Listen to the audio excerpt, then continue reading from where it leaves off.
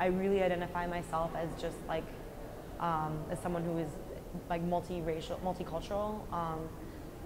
The term I use is double because like racially I'm Japanese and French, and that's just my double identity. Like I'm not half, because I'm not half of a person. I'm two wholes.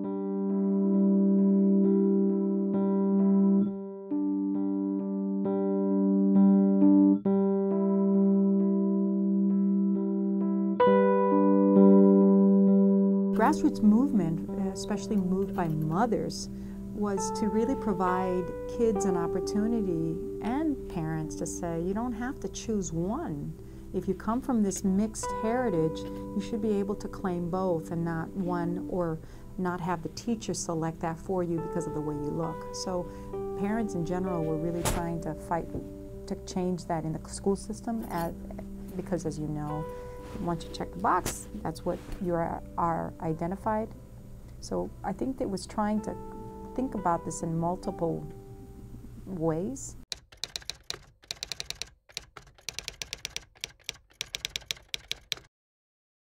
As a child growing up, I remember when I used to go to the local park near my house, a lot of the Japanese kids wouldn't want to play with me because I was different, because I didn't look like them.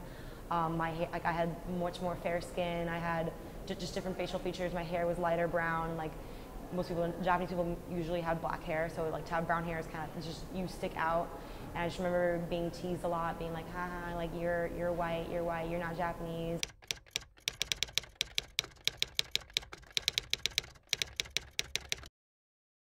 I assumed that I was white just based on my father being white, and just growing up in the white neighborhood and people on my bus were all white, so it's kind of like, you know, I was white all the way until, I would say, 6th grade, when I kind of, a lot of the, I started hanging out with more of the black girls in class, or African American girls in class, and they kind of told me, like, Tavish, you know, you're always acting white all the time, you know, you need to watch other kinds of TV shows, and they kind of showed me to BET, and I was like, what's Bet TV? You know, I never knew what Bet TV was.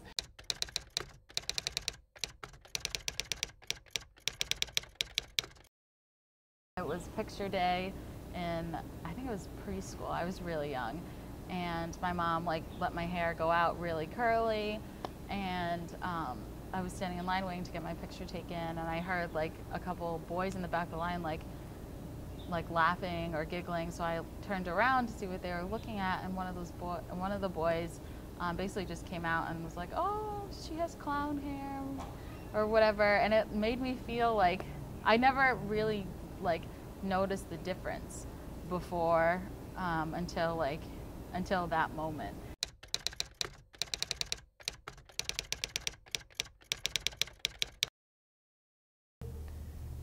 I went through a lot of phases. It's very difficult to feel kind of a sense of belonging in either, because since I am like directly half, it's like when I'm in one community, or when I'm surrounded in like an all Chinese community, it's like I always feel like I'm that hybrid, or you know, it's very hard to feel like included, especially when I had to go.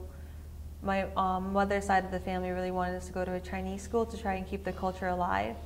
So I was the only one who was not full-bred Chinese. So just even looking at the class picture, you can easily single me out as being that like slightly brownish girl.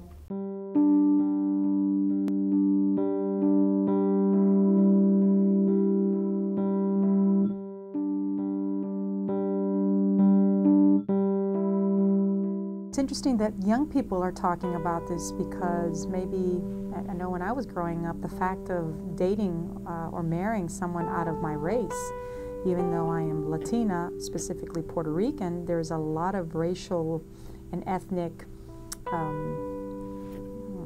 variety in being Puerto Rican. So even within communities, there is prejudice in how we see darker skin and light skin.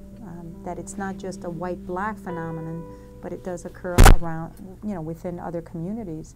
My mom's family did not like my dad at all, because they felt that he was probably just after her money, because my mom came from a wealthy family, my dad came from a poor family. So they didn't find that he was suitable for her, that he, you know, that, again, or even just like they didn't like the idea of mixing blood? I guess the basic interaction of my relatives, you know, just accepting each other because of my parents getting married was a completely, you know, shocking experience, but it was also, you know, like a beautiful thing too. You know, kind of like the typical Romeo and Juliet situation with the two siding families, you know, fighting against each other. You know, both sides with slurs back and forth.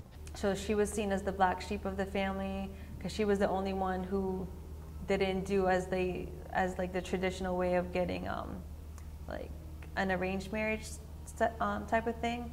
She wanted to, you know, marry someone who she loved and all that.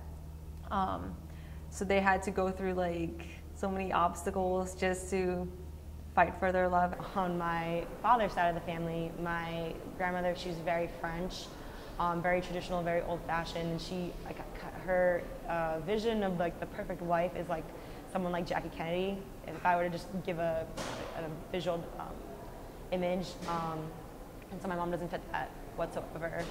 And I mean, I understand the fact that she's kind of from a different time and different just like belief and background and lifestyle. So she struggled a lot accepting my mom into the family and accepting my dad and his decision to marry her. Even now, more so, I feel like there is still that struggle of acceptance between my grandmother and my mom. However, I have noticed that struggle hasn't really transcended towards myself or my brother or my sister, in terms of accepting us as family, because she sees at least me as an extension of herself through my dad, and she loves my dad. So despite the struggles that she has with my mom, that was never reflected to me at all. And I guess both sides of my family never truly accepted them until they gave birth to myself and my twin brother, because I guess that's kind of the point where they're like, we need to set our differences apart and just be a family. You know, we need to have these kids growing up in a positive household instead of a split one. There should be a lot more people knowing about it and knowing about the different experiences that people of biracial or multiracial, you know, identities do experience, like a normal day, you know, just basic from friend groups to perceptions to just trying to be yourself.